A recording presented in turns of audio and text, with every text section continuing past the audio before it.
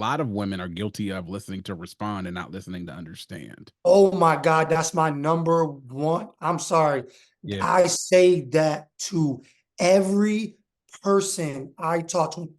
My frat brother, me and him started chilling and hanging, and he came to me with problems.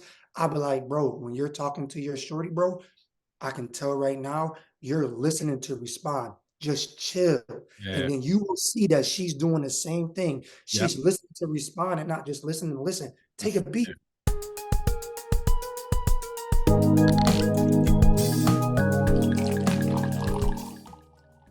Hello, beautiful people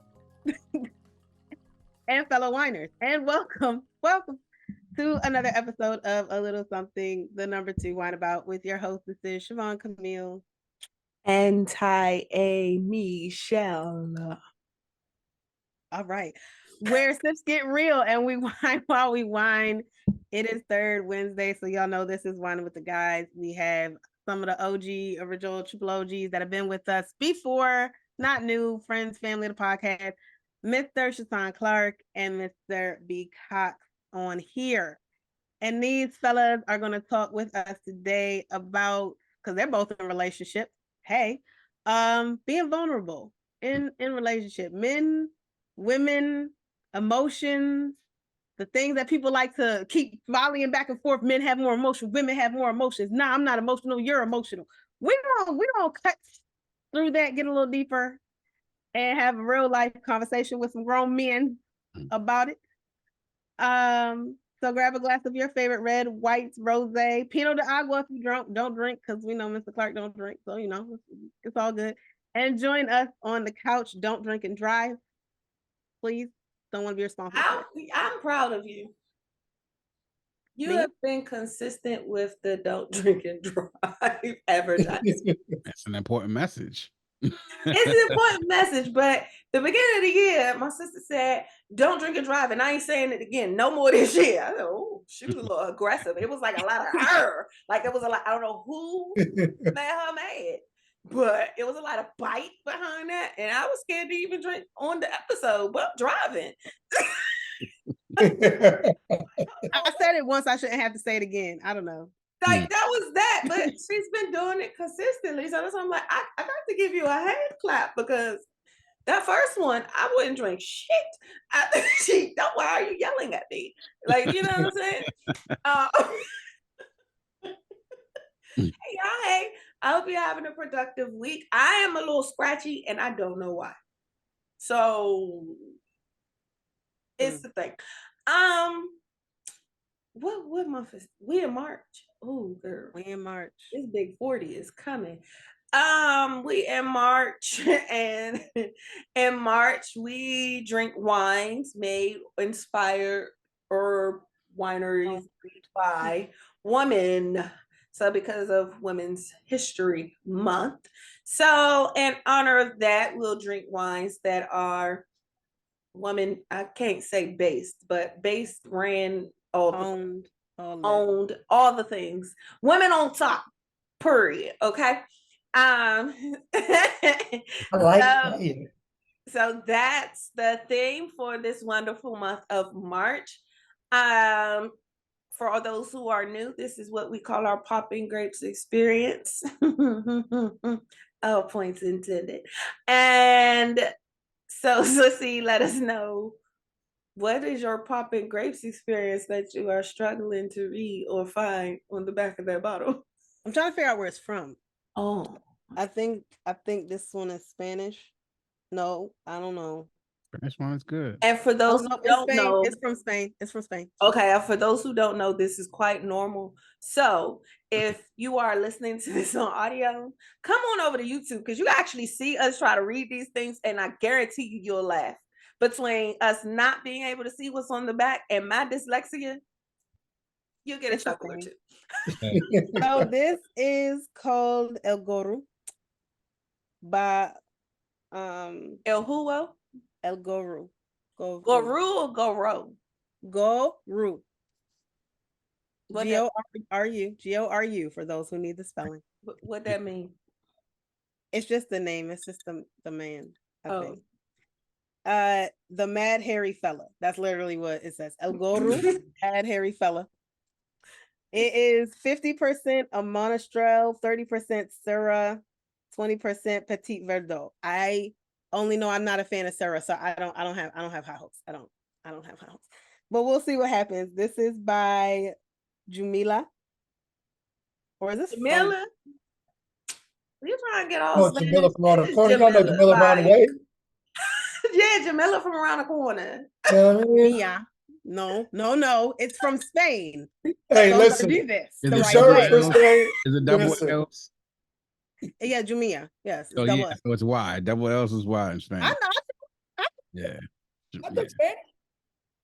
Yo hablo de Spanish español. Yo, all I times. got this. I got that. And yeah, so it's that. We'll see what happens. But I that's ain't passed none of them, but I took it. I ain't retained nothing, but I got Ola. me llamo es. Period. I'm gonna leave that there because I'm not in that group, y'all. I'm not in that group. Yeah, you or my brother. Y'all both just. I'm not in that group. That group ain't me. I'm not there. I graduated with Hey, honors. listen, I did too.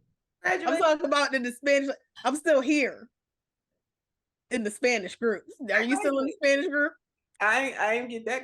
I wasn't part of that group. That group left. Matter of fact, Got the honors on my. I got the check mark, but I just ain't. I got it listed on my transcript. There you go. I think that's the location. So What yeah. group? She don't know. She's still reading the book. Because it says Ego Bodega. What kind of wine you but I got? can't tell- Whoa, I have no idea. whoa. It says a hookah. What? It says Ego Bodegas, but I don't know if that or it I says know Ego what bodega is. Ego Bodega. But I don't know if that's just a cork company or like what. It's from the bodega. So I don't know, but that's the one I got. What do think you got that's over the there? name of You the- got relaxed, so at least your name of the shit is winery? easy to say. Mine's real English. Relax. Ego Bodegas is. I think that's might be the name of the winery. I think actually that the wine is made out of. Because I'm on the website for El Goru, and the first thing I clicked up, and it's on egobodegas.com. So, Right? Yeah. I said that, but they make the cork and stuff. So I think that's the group. They up at the top. yeah. Okay, so I got English. Relax. Okay. Period. It's a Pinot Grigio.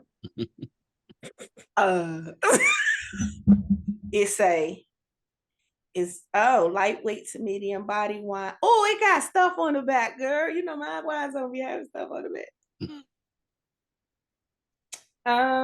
Okay, I'll read that later then, because now I'm excited.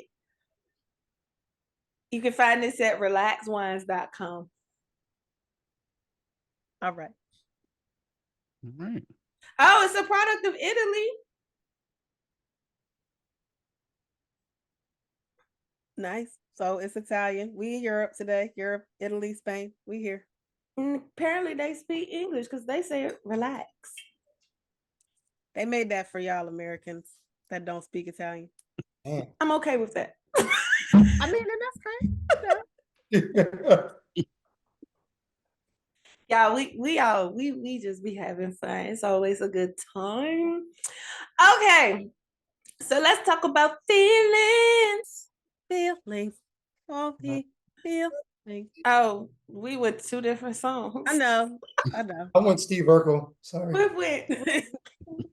It was a lot. So we're gonna talk about vulnerability. Ooh. Vulnerability. So I'm gonna just jump right in it. Oof. Are you vulnerable? In your current relationship.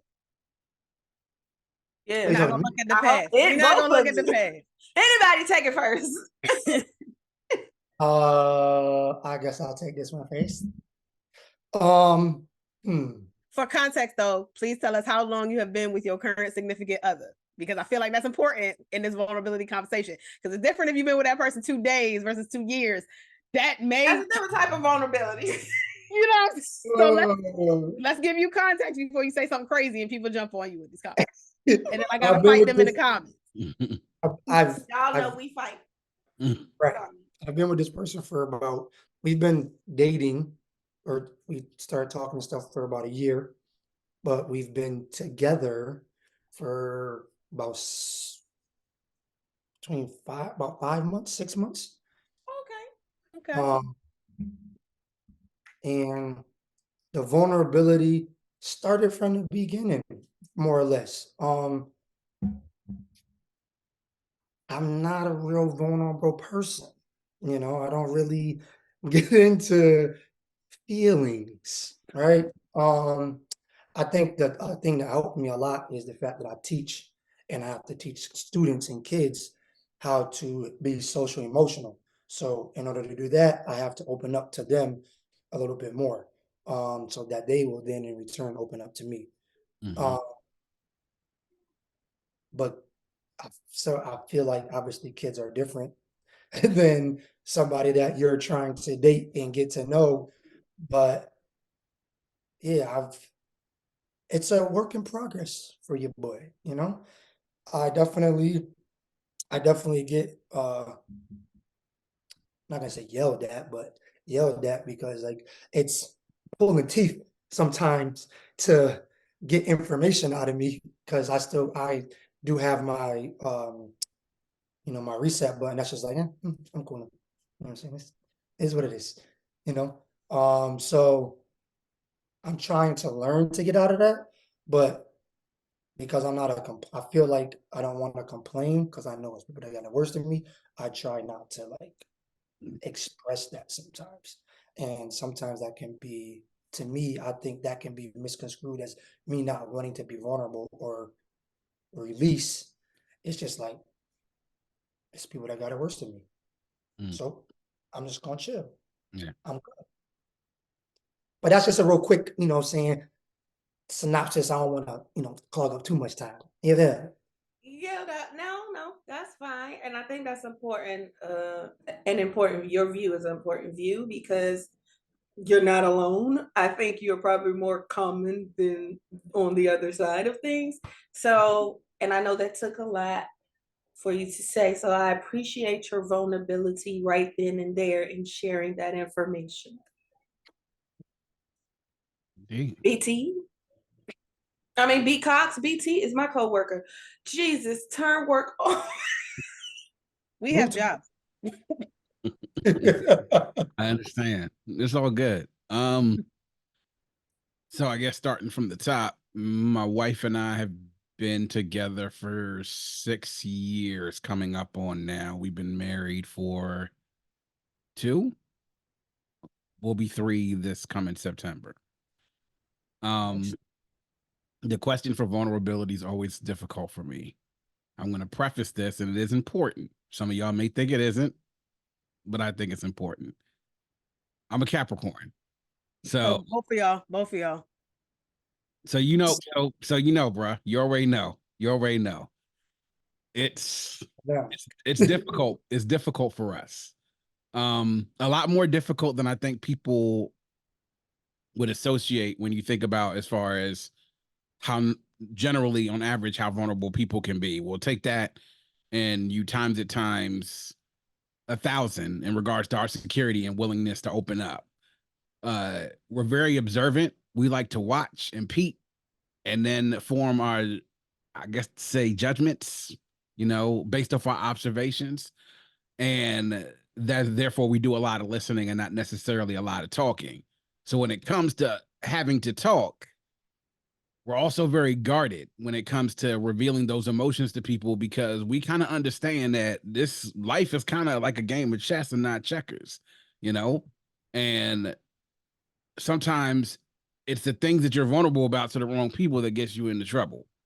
So that's why it's difficult for a lot of us, especially I would say Capricorns out of the earth signs to open up to people. And so I, for the longest while, I've always thought like, maybe something, man, I just, it's always been a problem for me. My wife got to me to the point where she's at is because she got further than anybody else got. And I felt like I kind of got there with her and she didn't judge me for a lot of this stuff that I told her I didn't really tell anybody else. So that kind of wanted me to at least open up a little bit more. Now, but mind you, it's not nearly as vulnerable as you would say the most vulnerable person is, or even the most, I guess you would say, emotionally intelligent, available man that you would think about that most women will say that they want. But it works for me and my wife. Now, my wife's a Virgo, so she's also Earth sign. We keep each other grounded. So it's at times it's kind of hard to get her to open up as well. You know what I mean? So hey, listen, I'm dealing with it over here, bro. Sometimes it's Hey, good, bro, sometimes my it's bad, girl, you the know. Virgo too, so I Oh know. wow. But that was He crazy. I'm said like, same. Wow. Yeah. It's so it can be a bit of a pull and push, because when you got two people that are kind of very, very hesitant on opening up to, and when they do, it's with the people that they trust the most. And when we do, it means something. Because if I'm opening up to you, oh, I give a damn about you. And not only that, I care about you. And I would think that you also, through your actions, you have also shown me that you cared about me. So I'm still working on it. And this is one of those things that having to deal with marriage, having, been married now for about 2 years, and now we have a son, and that's the whole thing into the equation. So it's not just about being vulnerable about how you treat each other, but then also how the whole thing, raising a family and everything goes, what your fears are, your insecurities, where you think you fall short, where you think you're strong at, all those things all kind of mash into that, man. So it's a little bit of a struggle still, even after being with my wife for 6 years, to be vulnerable about things. Because let's go back to this, right? A lot of guys complain about women that if they're vulnerable to them, they feel as though they'll use that against them later, you know? And for us, that's the ultimate sign of betrayal. Because if a man opens up to a woman, you got to believe that he trusts you and gives a damn about you, right? And he's hoping that he won't have that thrown back into his face. So when he does, it's like, oh, word, okay, all right, bet. Noted. We write that down. And then that's almost, for a lot of us, that's the end of it, right? So a couple of times, there's been some times when my wife and I have talked, and she's sort of taking it and kind of like, I'm just sitting there looking at, like, are you serious right now? Are you actually doing this? Like, like, really? Like, I get it. seriously? So I have a question about that. And I'm sorry to cut you off, but I Mhm, have a question about that mhm. because we almost 10 years in December. Okay. And of course, 10 years, conversations, arguments, disagreements, whole 9 yards, Mhm. vulnerable moments. And then if those vulnerable moments come up later, there's been, oh, you throwing this up in my face. But is it actually someone throwing it up in your face? Or is it they recognize that vulnerable part that you like oh, this is why you do this, because it's showing, and I want to help you to identify X, Mhm. Y, and Z so that you can combat this issue, or this is that and the other. Now I do know that sometimes presentation is a thing. How you say it is a thing. But sometimes you can't always say it nice. Like sometimes you have to say it in that moment so that it's understood, like, hey, right now, that part, that's what I'm talking about. So could it be misconstrued at any point in time that it's not being used to weaponize, but to educate, and it's misinterpreted? And has that ever happened? So here's the thing, right? And most men, let me put it this way, most emotionally mature and intelligent men and aware men can understand the difference between using something revealed through a vulnerable time, when you reveal something to someone, whether you're using it at a time to either educate or to inform, versus when it's being used maliciously, right? The problem is being malicious with that is something that comes far too often at times, and that's what we remember, Mm-hmm. because the deepest wounds, the deepest cuts hurt the most, right? And it's literally at times like that, it's like, damn, dog, like seriously, like I know you upset about stuff, but you didn't have to do that. Like you really didn't have to, you know? And it's what it really comes from is from a matter of that, you know, I would never do that to you. So I would expect you not to do that to me. But, you know, people have different tolerances of things and when they're willing to pull stuff out of their trick bag. And so sometimes if the conversation is not going the way that you want it, and let's say you get a little angry, then you'll resort to pulling that thing out of the trick bag. And then at that point, look, everything's this game on at that point. It's like, oh, conversation's completely off the axis. You won't bring that up. So then a conversation that would have been productive is now turned into a damn argument that's not really about nothing, you know? Because so we can tell the difference when it's whether used to educate and inform versus when it's malicious. And maliciousness, unfortunately, is what we take and we remember because it's like, damn, man, I told you that shit out of confidence. Like I really told you that shit. I ain't never told anything about anybody about that. And this is what that's how you use it back against me. All right, cool. I appreciate it. Thanks for that. I remember that. And you know, a lot of guys shut down as a result of that because it's like I'm not going to use what you told me in your most vulnerable state about something that may have happened to you when you were younger or things that you're insecure about because I know that shit's going to hurt you, right? Now, some guys may do that and being mean and will do that shit, but when it comes to making the deep cuts, nobody does it better than women. You know what I'm saying? Y'all. I'm sorry. I was so yeah. No, because there's no, it's not a scalpel, it's a machete. You know what I'm saying? You got the rigid edges. You know what I mean? Mm-hmm. So, but vulnerability is something that you have to have if you're in a healthy relationship, and there also has to be balances in that. It just can't be one person being vulnerable and then the other one not. Yeah, it's delicate. Vulnerable at times. Vulnerability is very, very delicate. Yeah. I think for both men and women, it's just that society has definitely taught us that it's more so okay for and acceptable for a woman to be vulnerable.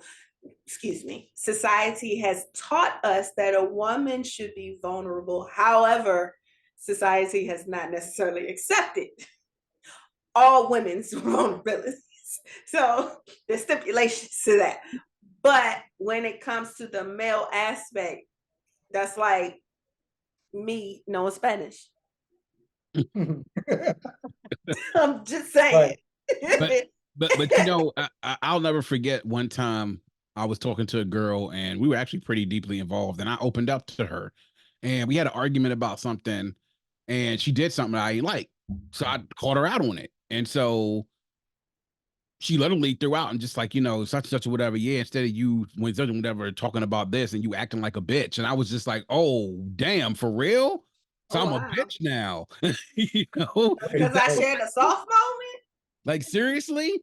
So when she said that, I was done with her after that. And then she came back and she apologized, but I just kind of hit her with the, I thank you. I appreciate that. And then everything else after that was just kind of like, hello and bye. How you doing? Good. How's class? And then that was it, you know? And then she came back to me and was like, well, what's wrong? I'm just like, just leave it alone. Just so, leave it alone right now. You do not want me going to go down this path to tell you what's wrong. Just whatever it is, just leave it alone. And the way things are right now are good. That's it. So, has there been a time when someone betrayed, like a partner betrayed your vulnerability and was actually able to you were actually able to get back to that vulnerable space? I know, especially with you saying like you guard that stuff and you hold it real close to you. Mm-hmm. Has there been an occasion where possibly someone has done that, but then like, for lack of better words, made it back into your vulnerable graces? My wife. But I'm gonna let my man go ahead. That's the long and short of it. My wife. That's it. Right. Well, list of one. And that's the thing. Like for me, it's very hit or miss when it comes to that. So like, once you ruin that vulnerable space for me, I'm like, all right, so like I will do almost everything else. See, I think he's better than me because he will tell Shorty, I'm good, I'm done with you, da da da da. You know what I'm saying? Whereas me, before, I would play the game the whole way through, and you would never know. I just would never talk about whatever was bothering me at any point in time. So you would never be able to get back into my graces at that point. Because I now I know you, I see your true colors, I see where you come from now. So because for me, it's just like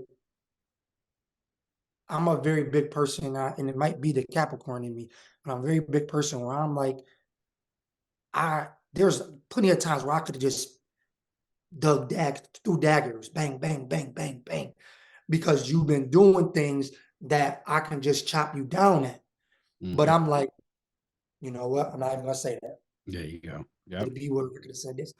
Because for me, I'm like, I could never take that back. Yeah. I can never take that back. So if you don't give me the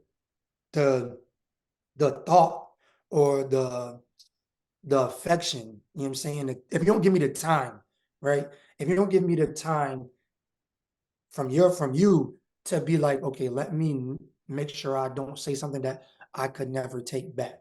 Because once the words come out, if we in an argument and I say, I mean, it's going on YouTube, so you can bleep it out. But if I be like, hey, yo, bitch, you bugging, da da da da, and I come back later like, yo, I'm so sorry. I should have never said that to you. Da da da. I would never do. Like, I can never take that back. You would never know if I would ever call you that again, because now I done said it to you. No matter how much I apologize. That's how I think, and I feel What's your like love that's how language? I feel. Huh? What's your love language? I was just talking about this other day. I'm a whole bunch of everything at different times. Everybody is, but what's the I know, right? The top top, two? I'm definitely, I think I'm definitely, quality time, and, I dabble with words of affirmation here or there. Okay. You know what I'm Because saying? what's yours? What's my primary love language is physical touch, And the second one? words of affirmation. That's why. I'm sorry, but I feel like, and I'm sorry to cut you off, but I've always said, when dealing with vulnerability, people whose love languages are at words of affirmation, that is my primary. Which is why I got so excited. When we become vulnerable with you, it's just that much harder. Yeah. For us to be, because words are our thing. Yeah, great. Yeah, I know a lot of people, oh, your actions speak louder. Yeah, that's great. But we're not going to negate what you said. Right. Like, Right. so that's but okay, go ahead, continue. I just wanted to, because I was like, oh, I'm sensing something. Let me see if my spidey senses are like what I think I'm hearing. So okay. But yeah, so once so you can get back in the good graces of the vulnerabilityness, and I might share, like Siobhan was saying earlier, it's just gonna be surface. You're not really gonna be able to get deep. You know, you're not really gonna be able to get past like, I'm good, I'm chilling. I am a master at giving a little bit and throwing it back to you. You know what I'm saying? So I'm a master at like, oh yeah, no, I'm good. And I'll tell you about the top things about my day or whatever. Like, yeah, so what's going on with you? And you start telling me, and I'm like, oh, how did that make you feel? Blah, blah, blah. And because I'm a listener and I want to hear what's going on, because I'm also a fixer. So I want to fix whatever problems there is. Okay. So I'm like, all right, I got you. But when it's on the other hand, you know what I'm saying? It's like everything might be like for me, but I'm just like, you know what? I'm good. I think a lot of it has to do with the fact that I feel like I can take on your stuff. You can't take on your stuff and my stuff. I can take on my stuff and your stuff, no problem. Give it to me. I got different outlets to be able to get it out. I got different ways to be able to do whatever. But you, can't take on your stuff and my stuff. I'm afraid it might crush you. Yeah. Oh boy. Hmm. Yeah. I feel like okay, so when listening to this, one thing, number one, and this is more for the ladies who may be listening, but it's an observation. I think the reason that a lot of men can operate in surface, right, for so long, because That's all I've known Shaitan, many a years these days. Okay. We've been here a minute. And I wish he would try to give me surface. But the reason I say that is because I'm always the person to dig a little deeper. I'm in everybody's business because I'm a Cancer. So I'm the opposite of these Capricorns on this couch. Oh boy. Y'all, Oh, oh yeah, because I'm like, oh, y'all cat. Well, I knew Shaitan was a cat, but I was watching something the other day and it literally said, we are the opposites. We are the first in the middle. yeah. And Yeah. it said Capricorns are Cancers are the mother symbol of the zodiacs, and Capricorns are the fathers. Yeah. And for that reason, that ain't mama ain't gonna let that happen, baby. That ain't gonna work. So this is why I think though a lot of women, non-cancers, a lot of women I think where they fall when they get surface from men and then complain later because you allowed it. Because you weren't really in tune with him. All that was required. You weren't really in tune. You're so happy to tell this man about your day. You're so happy for him to be like, oh yeah, my day was good. How was yours? So you could prattle off, but you were never really invested in him. And I think a lot of men, because of societal programming, will be invested in fixing a woman's day or fixing something or helping her in that type of way. Good men, gotta preface, will do that because that's how they've been programmed. Is you help, especially if this is your woman, you help her. You don't to Shaitan's thing of I'm not gonna give you my day because I feel like me and my stuff will break you. I'm not gonna allow that. And I think a lot of women, for all of the things that are said, a lot of women are not that invested equally in the men that they're with. Yeah. And I think that becomes the problem of why men get this burnout. Men have higher suicide rates. Men do all of these things when it comes to not being able to be emotional in this relationship, which should be their safe space, because they're not really being heard or fed into.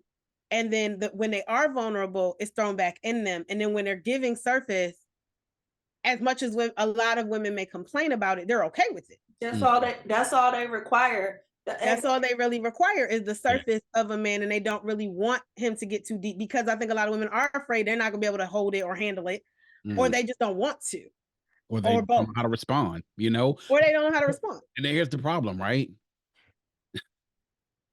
I say this a lot, right? People do it in general way too much, but a lot of women, excuse me, preface this, a lot of women are guilty of listening to respond and not listening to understand. Oh my God, that's my number one. I'm sorry. Yeah. I say that to every person I talk to. My frat brother, me and him started chilling and hanging, and he came to me with problems. I'd be like, bro, when you're talking to your shorty, bro, I can tell right now you're listening to respond. Just chill. Yeah. And then you will see that she's doing the same thing. She's listening to respond and not just listening to listen. Take a beat. Yeah. Go ahead. Nah, you're right, but you're right. But everything doesn't require an immediate response. Sometimes it just requires it to be received, right? And not only that, but then for you to understand what it is that just was said. And it also requires a little bit of understanding of like knowing the person that you're with and seeing how this actually affected them if it's something negative, right? So we need to listen more to understand and not listen to respond, because that happens a lot in arguments, right? We have arguments turn to really bad arguments when people listen to respond and don't listen to understand. And that's one thing that we need to do more of. And in particular, when being vulnerable, you need to listen to understand. Yeah, and to double on that, the other side, to flip that on the other side, while a man may require a woman to listen to understand, a man also has to be receptive truly to when a woman is listening to understand and says, I don't understand that. Well, yes, you do. You know what I don't know what you mean. Sure. And Yeah. not penalize or take out that frustration because that person is literally trying to invest into your vulnerable moment and understand that your vulnerable moment may be in a moment of frustration as well. But if someone is literally saying either, oh, I don't understand, or no, I understand what you're saying, but I'm looking at it from this point, or not to make you feel bad. Did we think about this? I just want to know where your train of thought went, and not look at that as an attack as well. So I think there has to be work on both sides of that. Oh, I'm yeah. sorry, because that's a trigger for me. No, it is. You're not listening to understand. I understand everything you said. Right. However, I have other questions. And if you need me to hold on to it, I don't have a problem holding on to it. But if you want me to answer a question in that, I need clarification. Of course. So I think that's another level of emotional maturity that we have to, when we start talking about vulnerability, we have to then get to. And we have to get to it kind of fast, because if we don't, then in your moment of being vulnerable, it'll appear as if that person is not listening. So then it'll appear that that person has shut you off. It'll appear a way that it's not, but all because it's not understood. And then there are some women who don't know how to communicate the fact that I don't understand, so they do shut down. The defense mechanisms, everybody has them. So they're fighting against those too. So that I just wanted to put that in there, throw that out there in the atmosphere as well. You know, I definitely agree with that too. But I think a lot of times when you're in that space of doing that, a lot of times there's also another couple of things that happen, and it's like, if you do ask me to clarify, and I might be like, you know what I mean, and then you might not. So then that means, and I might not know how to express it to, and I think that that is another form of being vulnerable, because I may not, I don't have those.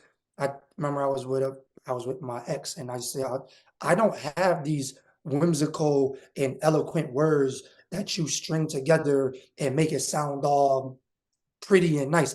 I don't know how to speak like that. I'm just learning how to speak that way, right? And use that. Not that I'm just learning how to speak, but to use the words and to string the words the way that you are. I don't know how to do that. So I don't know how to express myself that way. I know how to definitely at one point, I know how to express myself with anger. I know how to express myself with happiness. I know how to express myself on a football field. I know how to express myself on a basketball field. I know how to yell. I know how to coach. Like those are my languages for me to get things across as a athletic man. Now, learning these other things, it took me takes time. So when you're trying to ask me a question and you're asking me, well, I need you to explain it to me. It may take me a minute to sit back and relax. And now if you're harping on me to explain it to me and you're harping on me, now I'm going to shut down because I don't want to. There's nothing for us to talk about. You know what I'm saying? And it is what it is. So I think that there's a give and take in that, because some of the men, they are definitely older men, and let's call us millennials or the 90s babies, right? We're still trying to figure out, okay, how do I navigate this? My frat brother, he's in his 20s. He's way more emotionally mature than I am or was at that age. I'd be like, you did what? You said what, dog? Yo, and she was upset. Oh no, bro, she had to get over that. Because I would have never been like, hey, I never would have been like, oh yeah, I'll go to therapy and I'll talk about this, that, and the third in therapy. Da, da, da, da, da. Yeah. I remember my ex-girlfriend asked me to go to therapy when we had just broke up. Maybe we should go to therapy and then we can get back together. Yeah.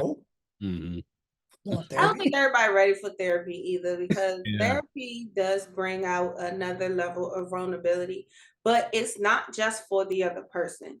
Right. A lot, that's why I think it's hilarious. And that was one of our things at the end of the year. We tell people stop weaponizing therapy. But if you're not gonna really do it, like stop weaponizing it. You know what I'm saying? But therapy is it's a mirror. It's not a two-way mirror. It's a mirror. Period. So that's why you hear a lot of people, oh, we went to therapy and it didn't help. Did you stay with it? Did you actually do the work? Because if you do the work, you stay with it. It's like losing weight. It'll come. Gotta stick with it, baby. Stick with it. Gotta be consistent.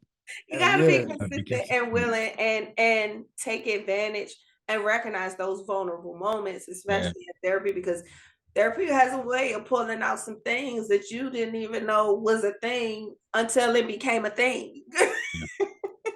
True, true. So Therapy for couples is about finding middle ground and understanding. And a lot of what's been said, from what I've gathered, that has been said so far, I think one of the biggest things is relatability.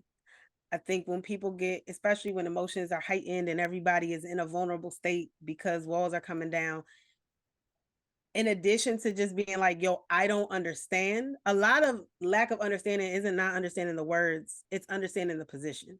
And as men and women, we have to remember we're not always going to be relatable in certain things immediately, because we're not. We are not the same. We are different. And even if you have two men in the room and two women in the room, they still may not be the same. And there are going to be things they don't relate about. As Shaitan just said, his frat brother, more emotionally mature than he was at his age. So at this point, it would be, I can't relate to how you able to go to therapy, and maybe you, a 45-year-old man, still isn't ready to go to therapy and talk about his demons. So you can't necessarily relate, but we have to remember that men and women, and especially if you are heterosexual, you're gonna deal with someone that you automatically, biologically, and I'm talking truly two X's in an XY situation, don't relate to off break. I think I can never get a man to relate to me when it comes to menstruation. I can't. You're just gonna have to empathize.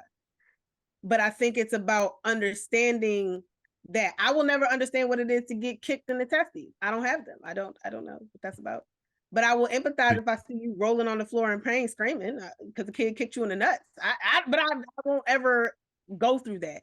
And I think we have to find a common ground of similarity, and that's how you preserve a lot of vulnerability, is being able to have that. And I say that because me and my ex, so many conversations, and he did not get it until after we broke up. We still friends.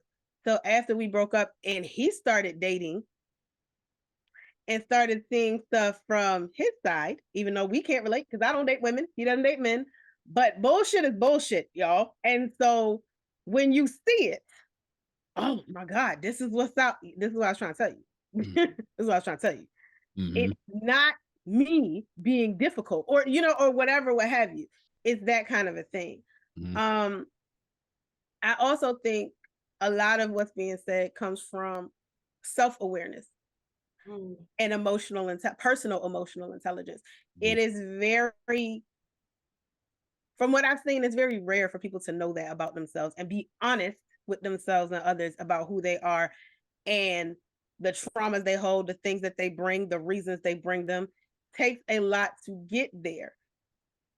I don't have an issue with therapy. I don't think I would get much out of it because I am the person to hold myself to the mirror and be okay with it. I think there are a lot of people who can hold themselves to their own mirror and really be honest and be okay with it. As far as okay with what needs to change. My therapist. Or you go to your friends and they play therapists for you and tell you the truth about yourself. Puts the mirror back in my face all the time.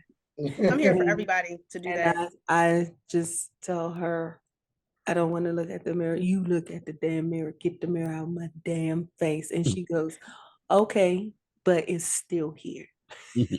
I can cover it with a sheet for the next hour if it makes you feel better, but we got to pull that off because the sheet got to come with me. That's my good blanket. But I do. I think, and so that leads me to my question for you all, because you both seem to be very emotionally intelligent individuals. One of you I've known when you weren't. So I'm so Wow. what what let It you was a long time ago. We just gonna put it that way. Just say a long time ago. forever I've always thought Sean my brother, and that's because I truly look at him that way. Even if it's not reciprocal, I look at Shaitan as my brother. Mm-hmm. People ask me who that, I'm like, yo, that's my brother. It's my brother Shaitan, because we done been through so much. We done seen some things together. We done been through some things together. Mm-hmm. I think I've gotten deeper with Shaitan than a lot of people, women, male or female, have. I've seen some things, seen some moments, seen some vulnerabilities. I've seen a lot, and I'm just like, yo, that's my brother. So with that, again, I said what I said. And what was it, or how did you get to this point, to the position of emotional intelligence? Because I think that's what a lot of people, but especially a lot of men, struggle with, right? Because society tells men not to be emotional. You can show all the emotions that Shaitan said, anger. That's why men be like, I'm not emotional.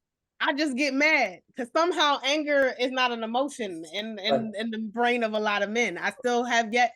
I'm sorry. Did y'all not go to first grade when they had the emotions up there? Happy, mad. Mad is the second one. Happy, mad, and sad. Y'all, that's emotion. But somehow it gets lost as we get. It was gonna hold us back. We felt that part. Mm. They So skipped the second word, and what's they the skipped the third? second. Sad.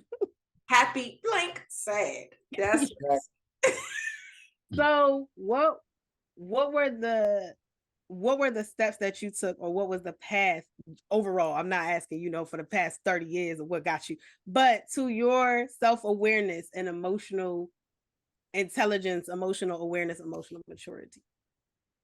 I think that's a big part of being vulnerable, is knowing that of yourself. Yeah. Well, I guess for me, like I said, I'm observant. I've always been observant. And that began even when I was a child. For me, it was watching how people reacted to other people, Mhm. and watching the older men in my lives and how they reacted to people and dealing with their emotions. And I said, okay, that's not how I want to be. Right. I never really have been famous for lashing out about anything. Like, I'll never forget one time I was talking to a girl and she was like, "You're like a block of ice." She was like seriously, she was like, "I don't understand whether you're happy, you're mad, you're sad, do you cry, do you this and everything else like that." I'm like, "Yo, I feel every single emotion as you do, but you just not gonna see it." And she was like, "I don't understand that about you." Why? I was like, "Because that's not really for you to see." People have to understand sometimes, and with men, in particular myself, I will say this. I have to internalize my emotions first and understand what it is that I'm feeling truly first before I display what it is that I'm feeling, if I do at all. So 50 to 60% of my energy into my emotions goes into me internalizing them and realizing what they are. Because I've seen what happens when people react first and then they think afterwards. Like you said, John, you say something, you can't take the words back. You can't take the action back. So for me, a lot of it is how I'm going to process this right now. If I'm angry, no, I'm not going to hit you. No, I'm not going to say nothing nasty to you. I'm going to just get up and I'm going to go take a walk. And when I feel like I've walked long enough and processed what just happened to me, I'll come back. And at that point, hopefully I'm calm enough and you're calm enough to have a conversation about it. And hopefully during that conversation, You you died. don't piss me off. So, My niece said, "Oh, you got to die." Like that's where I'm at. yeah. So for me, it was kind of observing and understanding what I didn't want to be, because I saw so many bad examples during that time of what not being emotionally intelligent and mature looked like. And I was like, nah, I don't want that.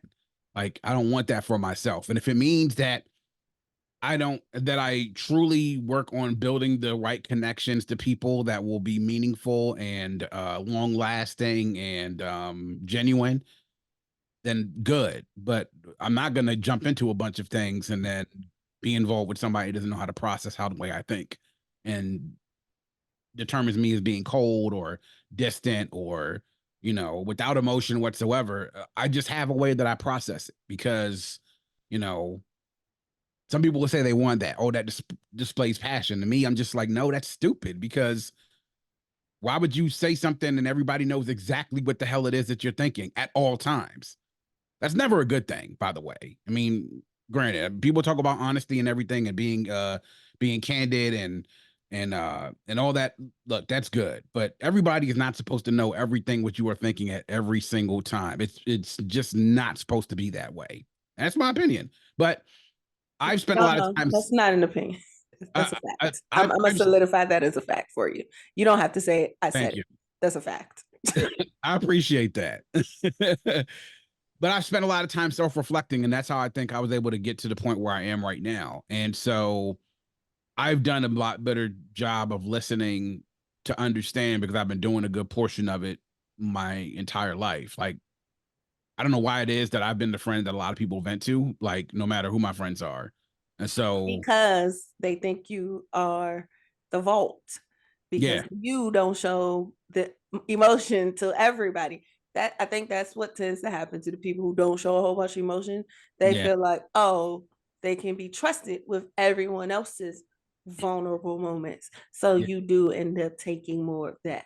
yeah, you do. And I haven't necessarily wanted that, but I'm not No gonna. one I mean, does. but at that point, with somebody spilling your guts in front of you, I'm not gonna be the one to be like, "No, stop! I don't want you to. I don't want to hear any more of this." I Like, am. I you don't hear know, that shit. no, you know. I'm sorry. I'm a nutball. I'm sorry. I'm a shut up now. I mean, but honestly, I mean, maybe the reason why people do it is because I'm good at just hearing what I hear and then keeping it with me and not really giving it to anybody else. Because I know what it's like to you say something to somebody and then they go say it to somebody else when that wasn't meant for somebody else. So I'm really good at being able to listen, understand, and know what it is that you're going through. And even though I don't necessarily be like, yeah, I can understand where you're coming from, even if I can't, it's been like, okay, well, I can see that this was important for you to tell me, and I thank you for telling me. And that's it. I don't know exactly what I can do to help, but whatever you do need, if you need something, let me know and I'm here. If I can, or if I can, I will. And that's the end of it, because sometimes you can't relate to what people are going through, but sometimes they just need to talk. But I've done a lot of that self-reflecting. And so that's how I got to the point where I'm at right now, because it's like, don't respond, stop, think about it. What are you really feeling right now? Okay. Yeah, Got I it. mean, Good. And that's pretty much it. yeah, I mean, I think that's important to be able to self-reflect in those moments and like you said, self-evaluate. Mhm. Um, and to Shatan's point of him saying, he didn't have the vocabulary Mhm. to put, he didn't have the vocabulary to put it in what he was feeling into words where someone else can at least empathize with at the moment. That wasn't his strength. And I, as a female, I can relate to that. Siobhan will tell you, I literally printed out an emotional wheel in my house. And this was me grown with all the kids that's in the house. And what made me do self-reflecting was, okay, well, wait a minute, because when we get frustrated, we get angry. I had to learn to tell my children, I'm angry because I'm disappointed. I'm angry. I'm not angry. I'm frustrated because, you let me down. Like that type of thing. I'm frustrated because, well, this makes me feel sad because I feel guilty. Like those types of things. I had to learn as a parent if I wanted them to be emotionally intelligent. I've always known I had to demonstrate it, but I also had to verbalize it and to give them the vocabulary to be able to identify what that is. So I printed out the emotional wheel and had it up in my house. And literally, so when I've been, why you yelling? Because they made me mad. Well, are you really mad or are you frustrated? Like, let's try to pinpoint that emotion a little bit more. And it was, and I was like right now you're frustrated. Or are you embarrassed? And Mhm. we found out a lot of that was I Mhm. was vulnerable with you Mhm. and you violated. So now I'm embarrassed. I'm not mad. This is embarrassing. Mhm. Um, or I feel ashamed that I feel Mhm. this way. and those types of things. So I think it's important. Vocabulary, holding yourself accountable is important, but also having that vocabulary to put together, how Shaitan said it, that eloquent sequence Yeah, that should be. word. Yo, please, some of y'all women, man, and even some men, but mostly women, y'all be saying some whimsical shit. I be like, what? Yeah. I be like, Yeah. what you just said? It just. And I remember when I first said that, somebody was like, "What do you mean?" I'm like, "It just sounds Yeah. like fluidness, Yeah. fluidity, and the words just go into this sounds whimsical. You see a nice little play or a nice little dance, and so it's Mhm. just, you know. Yeah. But for me, it it's been a long journey, but um, it started with my last relationship. Um, she was very whimsical and she was very much like, we need to talk about da da da da da. You know what I'm saying? And trying to find a way to be able to use the words that I have and in conjunction with my job, knowing how to teach children how to be able to, you know, we tell them, in my old job, we tell them, hold your bubbles in, you know what I'm saying? Act like you had a soda that you shook up and you open up the top. Can't let the top all the way off because soda go everywhere. So you gotta hold it in, keep a cap on. So how do I do that and express myself? I feel like I was always good at that because me personally, I said this before a couple of days ago. I'm afraid of the beast that's inside. I don't know what I would do, so I try to keep it inside. Mm. Last time I semi let that beast out, there was a possibility that I probably could have gone to jail or something. So I don't do those things. I make sure that I double check myself and I hold it in. So, but with my last relationship, I started to learn how to use the words or try to express myself so that this person could understand where I was coming from and how I felt. But in return, it didn't always go that way because at the same time, I felt like there were times where I wasn't being heard still, or I wasn't being heard still. It was still listening to a response, or was it still waiting for my turn? You know what I mean? So I say what I gotta say, and she's waiting for her turn. And it might not even be a full response to how I felt, or she might not be trying to come at me, but it was for her to say her piece of how she felt and for her to be, for lack of a better term, vulnerable in that at that point in time, instead of truly hearing me and Mm. what I have to say, Yeah. right?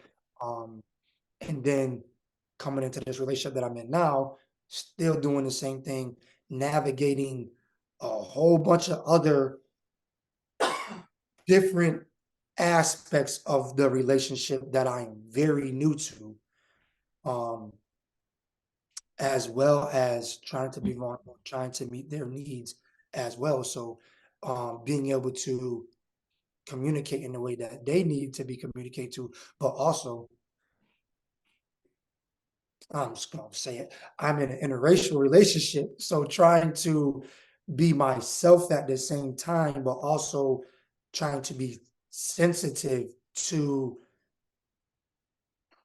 their ears, for the lack of a better term, Mm. um, because of the cultural differences we have, and I've she's told me plenty of times, because my number one thing when me and her first started talking, I said, how is this gonna work if I come home and I say, this white motherfucker at my job today?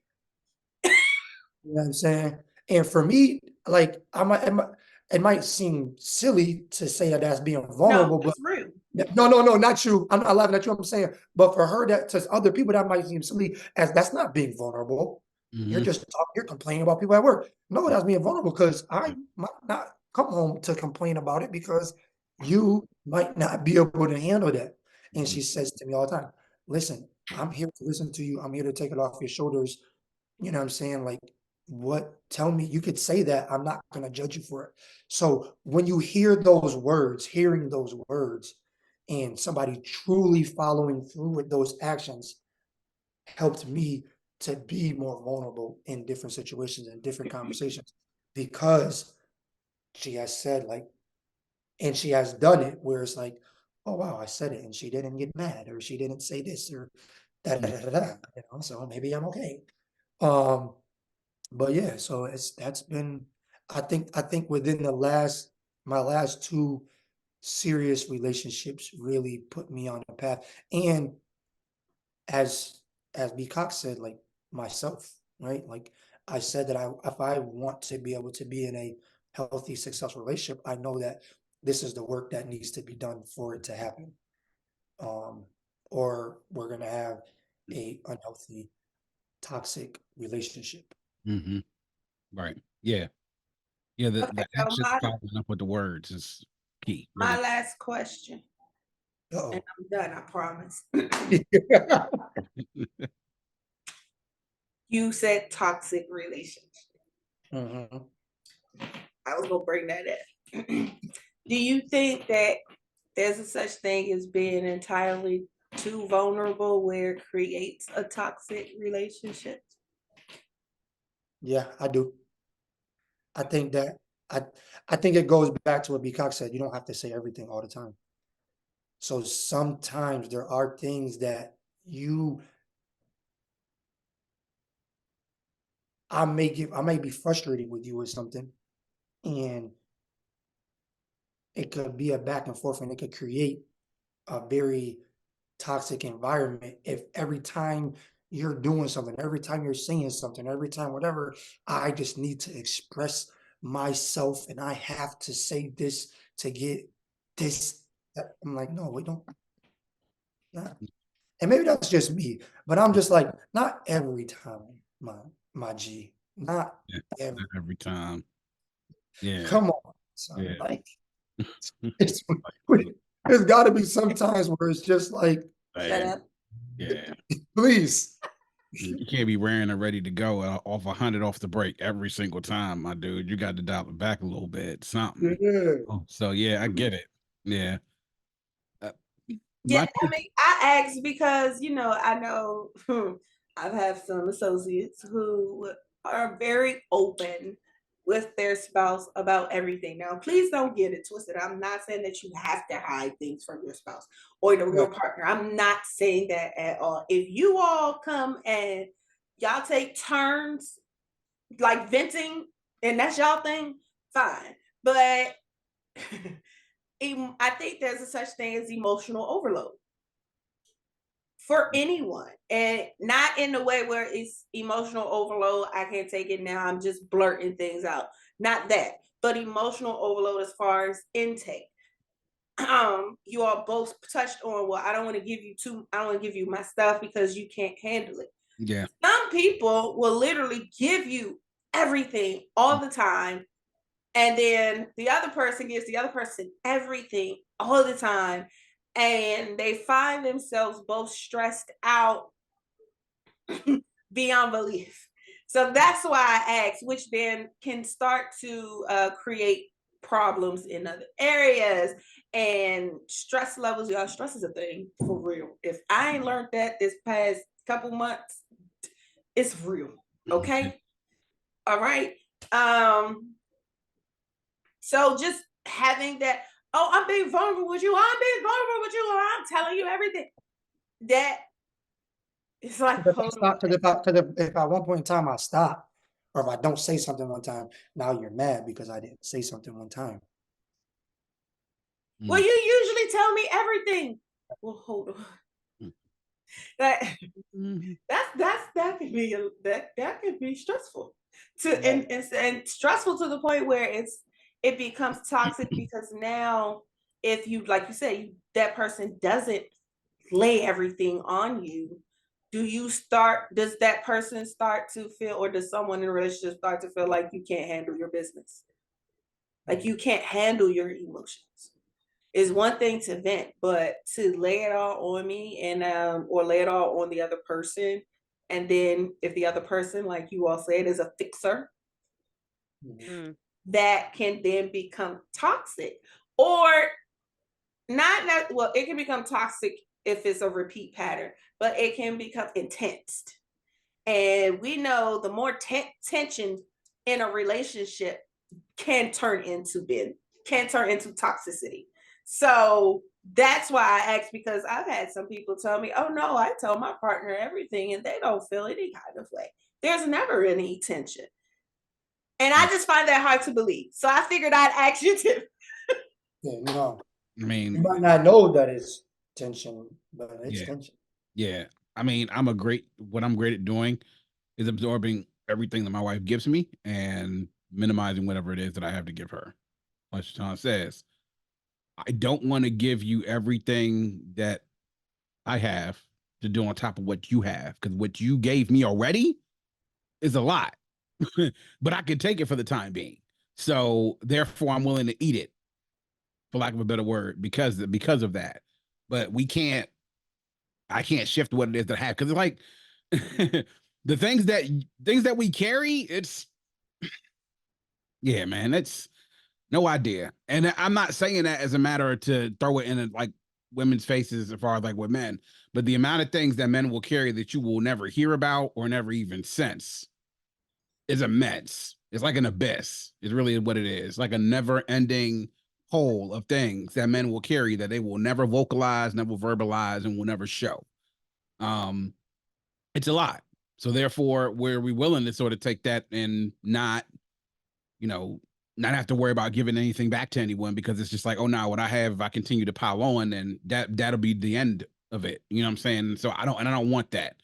But to go back to the first question about toxic relationships, how it can be that can lead to relationships being toxic.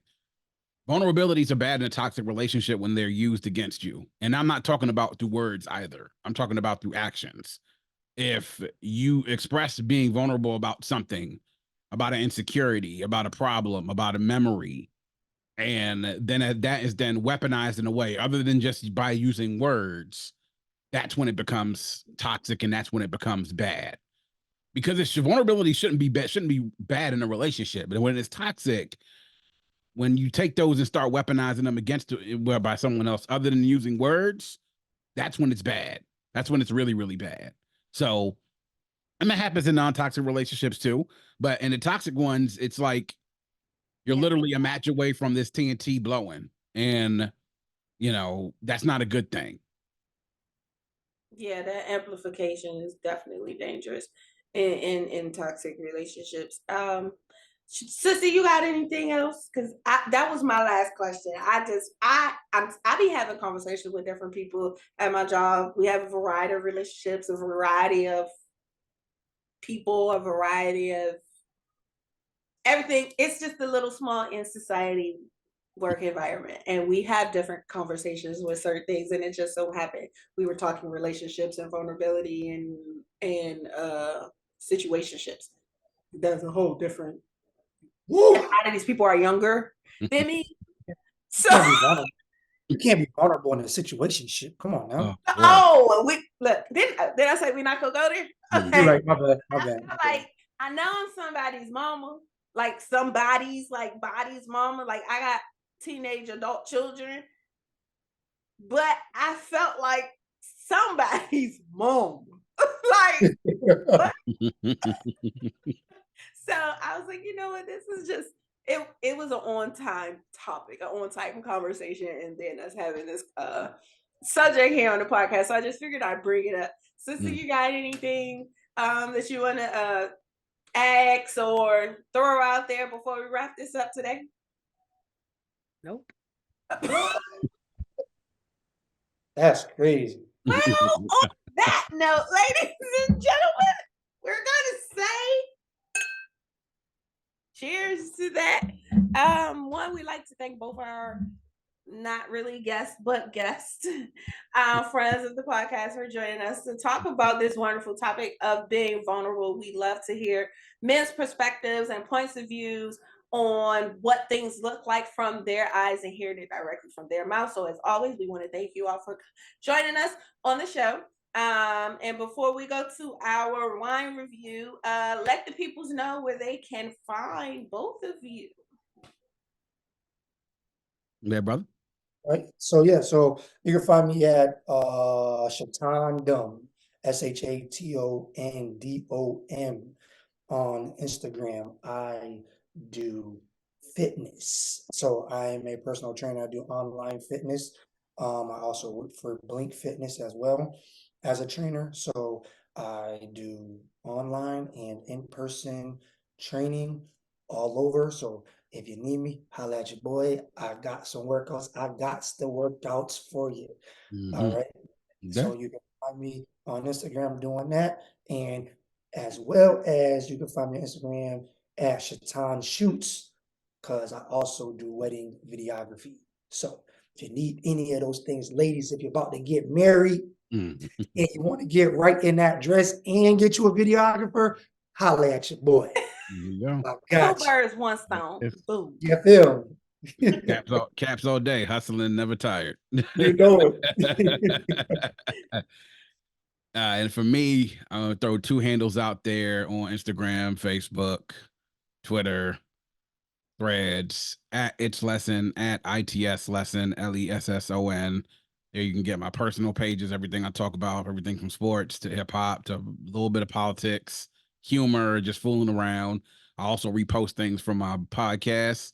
My podcast, again, the Vault Classic Music Reviews, going on season number 6 now. Make sure you go to vaultclassicpod.com. And if you're on social media, it's at Vault Classic Pod. That's Vault Classic Pod. That's on Instagram, Threads, Facebook, Twitter, YouTube. You can find me on all those platforms at Vault Classic Pod and also vaultclassicpod.com. No Yeah. TikTok? TikTok too. Yeah. Okay. Handles are the same for TikTok at It's Lesson at Vault Classic Pod. So yeah. Same thing. To ask because the tickety talk be the thing right now. You know what I'm saying? Yeah. Hey, look, I I don't be know. I down just rabbit started holes hearing this on thing about TikTok, man. threads. I don't know what that is. It's like Facebook or Meta's answer to Twitter. You know what I'm saying? That's pretty much. Yeah, I'm good. I don't have. I'm gonna be honest. I'm barely on the tickety talk. Yeah. So I'm old. I Yeah. guess I'm just phasing out. I don't know. Threads is good though. Threads is like a bit more controlled and a little bit more mature side of what Twitter or X is now. So I think y'all might like it. You might want to check it out. If you're on Instagram, definitely might want to be. You can create a Threads account like that, no problem. So you might want to check it out. Okay, I'll think about it. No, you won't. Nope, not at all. Not even a little bit. No, Okay, you won't. we started doing our wine reviews a little bit different. We're going to give you the wine facts, the wine need to knows about the things that we have sipped on throughout this episode, and then you'll have to catch our real live wine review at our wine out on the last Saturday of every month, right here on YouTube or on IG at ALS, the number 2 WA. So you won't get the rating today, but you will get some facts about the wine. So listen up, and we will see y'all at the wine out for our wine review. So Sissy, let us know what you got over there. So again, this is the El Goro, the Mad Hairy Fella by Ego Bodegas out of Spain. 50% Monastrell, 30% Syrah, and 20% Petit Verdot. The back says an iconic wine with strong personality, a ripe red fruit aroma that best represents the typical characteristics of the varieties. It has a fruity and creamy profile along with spicy and slightly toasted notes. A full-bodied wine with balanced tannins and pleasant acidity. It pairs perfectly with pasta, rice, grilled or roasted meats, curd and semi-curd cheeses, cold meats, and salads. Serving temperature, 12 degrees Celsius to 15 degrees Celsius. And this is 14.5% ABV. You just gave us a whole book report. Like, damn. I did. It's a lot on the back. It's tough to know though. I will say yes to all of that. As far as pleasant acidity, I don't know if it was pleasant to me. I would like some water, quite frankly. So I disagree. Y'all saw me without my K-Bears cup, okay? This is water. Man, I'm gonna have to say on the smash or pass, I'm a pass. I would pass on this. So if you want to join us on the wine out, don't join us with this one. I did not care for this. Join us, just don't get that one. That's what I'm saying. I said, don't get this. Oh, okay. When you join, don't have this one. I would not recommend. Got you. Was that it? Yeah, that's it. Okay, so it says Relax Pinot Grigio, a lightweight to medium body wine boosting peach, citrus, pear, and green apple flavors with bright, crisp acidity and a fresh, lingering finish. I mean, okay. I mean, that sounds good. I would drink that This one. Pinot Grigio is perfect on its own and complements a variety of light foods, including salads, seafood, and I said pastas, pastas. That's what happens. I play too much. Serve chilled. They don't give us no degrees Celsius like this. They said chill it, put it in the fridge. Okay. You can find this at relaxwines.com. It's a 2021 Pinot Grigio, a product of Italy. Yeah, I don't even know how to pronounce that, and I'm not going to say that out loud. And it's 12% ABV. Smash or pass? I'm smashing. Period. But still bring some water because you're gonna need, like, I was covering my mouth because I was over here like struggling to burp because the acid is real in this Mickey flick. But it's not bad. So that's all I got. That's all I can give you right now.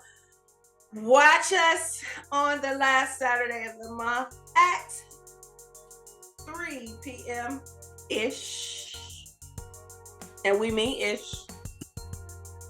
Okay, so if you come at 3 p.m. on the dot and we're not there, try again at 3:05. Just leave it on. Just let the music play in the Let background. it happen. Let it happen. We coming. Okay? We're gonna be there.